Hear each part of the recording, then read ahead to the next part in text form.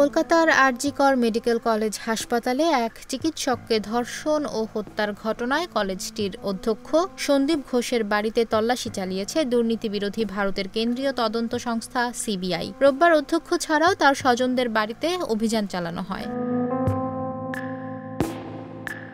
সিবিআইয়ের একাধিক জানায়, কলকাতায় অন্তত 15টি স্থানে সন্দীপ ঘোষ ও তার স্বজনদের বাড়িতে অভিযান চলছে। এদিন সকালে আরজিকরের ফরেনসিক মেডিসিন ও টক্সিকোলজি বিভাগের ডেমনস্ট্রেটর দেবাশিস সোমের বাড়িতেও অভিযান চালায় সিবিআইয়ের একটি দল।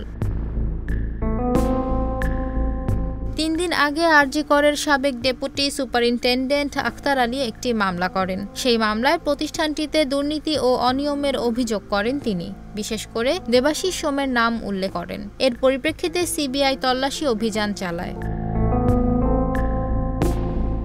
কলকাতা হাইকোর্টের আদেশের পর গত শনিবার আরজিকরের অধ্যক্ষ সন্দীপ ঘোষের বিরুদ্ধে এজাহার দাখিল করেছে। মেডিকেল কলেজ দুর্নীতির অভিযোগ ওঠার পর এ নিয়ে তদন্ত করতে সিবিআইকে নির্দেশ দেন কলকাতা হাইকোর্ট। এরপর সিবিআই তদন্ত শুরু করেছে। 9 আগস্ট কলকাতার আরজিকর মেডিকেল কলেজ হাসপাতাল থেকে শিক্ষানবিশ চিকিৎসকের মরদেহ উদ্ধার করা হয়। এর প্রতিবাদে কলকাতা সহ দেশ জুড়ে বিক্ষোভে নামেন ভারতের চিকিৎসক সহ সাধারণ জনতা। বিক্ষোভ এখনো চলছে।